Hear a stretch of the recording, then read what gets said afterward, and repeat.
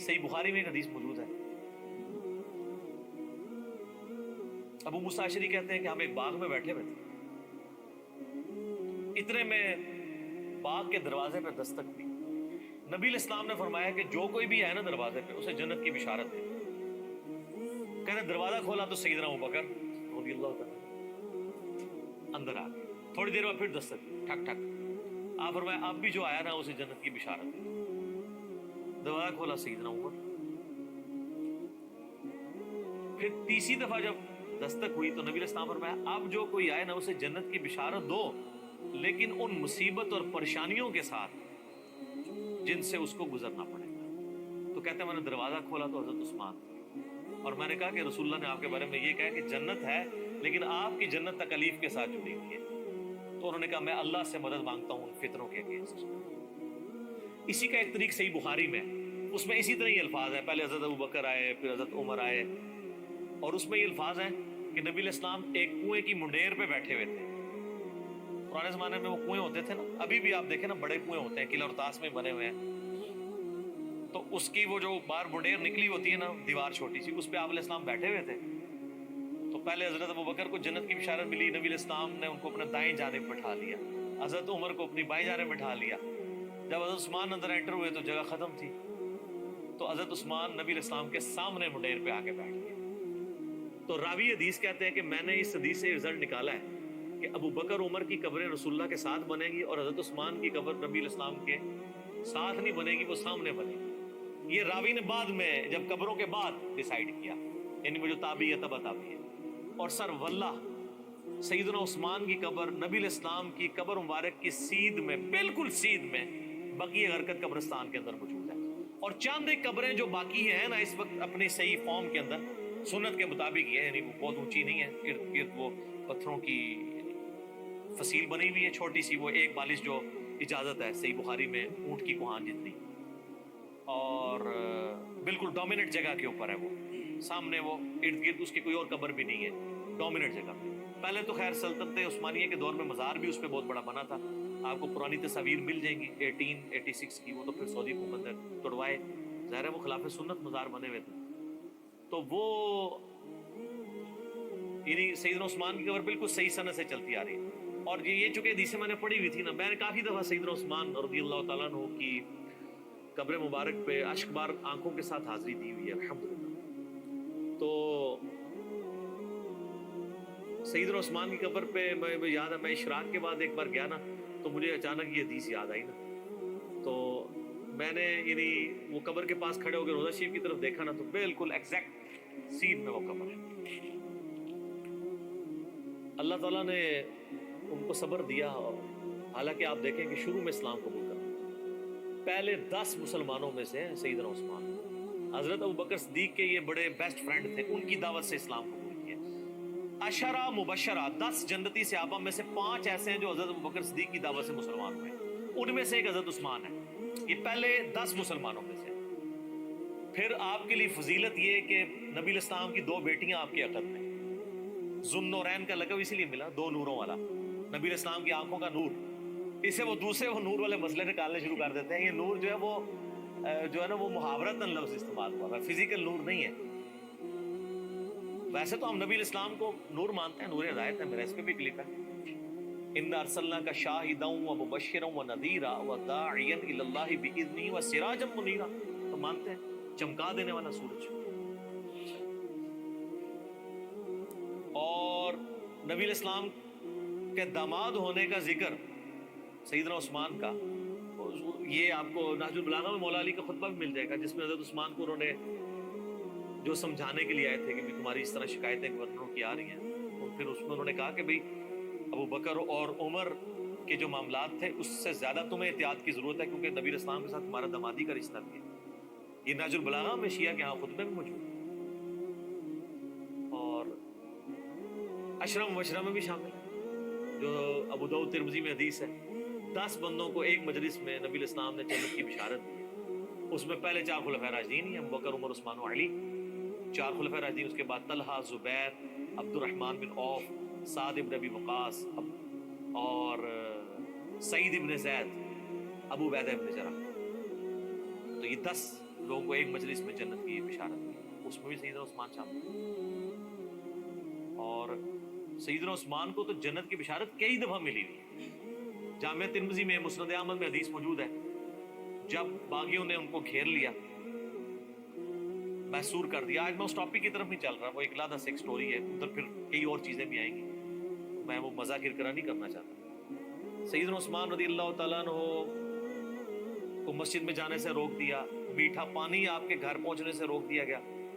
तो आप घर की छत पे खड़े हुए और उन्होंने खिताब किया जो लोग वहाँ पे उनको घेरे हुए थे। तिर्मिज़ी में पूरा डिटेल खुतबा मौजूद है, मिशकात में ऑलमोस्ट आपको सारी हदीसें हज़रत उस्मान के चैप्टर में आपको तीसरी जिल्द में मिल जाएगी। तो उनका लोगों, मैं तुम्हें अल्लाह की कसम देता हूँ और इस्लाम का वास्ता दे के पूछता हूँ, क्या तुम्हें याद नहीं है कि नबी इस्लाम जब मदीना शरीफ हिजरत करके आए थे तो मुसलमानों के लिए मीठे पानी का कुआं नहीं था, और नबी इस्लाम ने कहा था कि कौन है कि जो कुआं लेकर वक्फ करे और जन्नत में से बेहतर कुआं ले ले। तो मैंने अपने हलाल माल से वो कुआं खरीद के वक्फ किया। तो सब ने कहा कि हम गवाही देते हैं कि आपके लिए बिशारत थी। कौन गवाही दे रहे हैं? जो मुखालफीन है, प्रोटेस्ट करने आए हैं। इससे बात पता चली कि वो लोग थे जिनको ये बातें पता थी, सहाबा ही थे, बीच में और लोग भी मिक्स थे, लेकिन सहाबा भी थे, बदरी सहाबा भी थे। उनमें इख्तिलाफ राय था, वो अलग से एक टॉपिक है। यूट्यूब पे मेरा क्लिप है, शहादत उस्मान के असली इसबाब क्या थे। अब्दुल्ला इब्न सबा वाला तो मामला ही जरा एक डिफरेंट कहानी बना के इसमें डाल दी, वो अलग चीज थी। फिर सैयदना उस्मान ने कहा कि तुम्हें ये याद नहीं है कि मस्जिद नबी की तोसी की बारी आई तो नबी इस्लाम ने फरमाया, कौन है जो मस्जिद नबी के लिए ज़मीन लेके वक्फ करे तोसी के लिए कि जन्नत में इससे बेहतर उसे अल्लाह ताला किता अता फरमाए। तो मैंने अपने माल में से वक्फ किया था और मुझे जन्नत की बिशारत मिली। बिल्कुल ऐसा। फिर उनका जो जैशुल उसरा था, तंगी वाला जिहाद, यानी तबूक, जहां पे जिहाद फर्ज हो गया था हर मुसलमान, क्योंकि रोमन अम्पायर से टकराना था। तो नबी इस्लाम ने जब चंदे की अपील की थी तो मैंने 1000 दिनार नबी इस्लाम की झोली में डरा के डाले थे, और नबी इस्लाम अपने मुबारक हाथों से यूं उनको उलट पलट करते थे और कहते थे, उस्मान जन्नती, आज के बाद जो मर्जी करे। तो उन्होंने कहा कि हम गवाही देते हैं। सर ये 1000 दिनार आप क्या समझ रहे हैं कितनी रकम होगी? कैलकुलेट करके देखिएगा। 20 दिनार 7.5 तोले सोना होता था।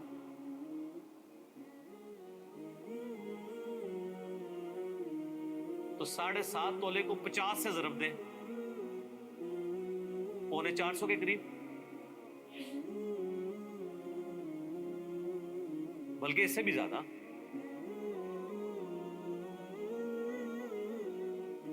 50 को ज़रब दें 7 से, 700,350, और ऊपर वाला भी कर लें, तकरीबन 400 के करीब। 350 ज्यादा बन जाएगा ना, 7.5 है, 450 करीब समझ लें।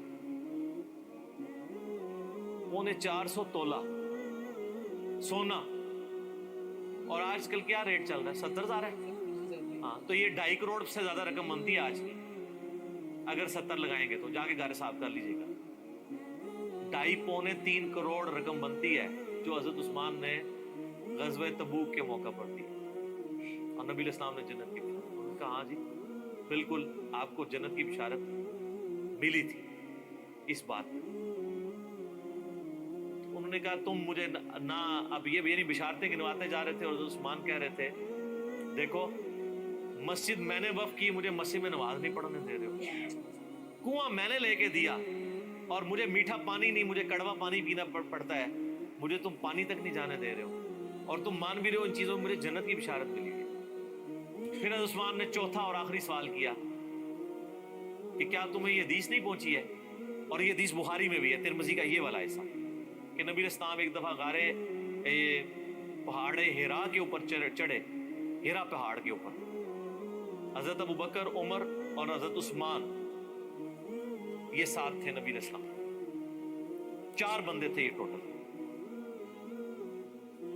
तो पहाड़ जो है वो झूम पड़ा, हिलना शुरू हो गया।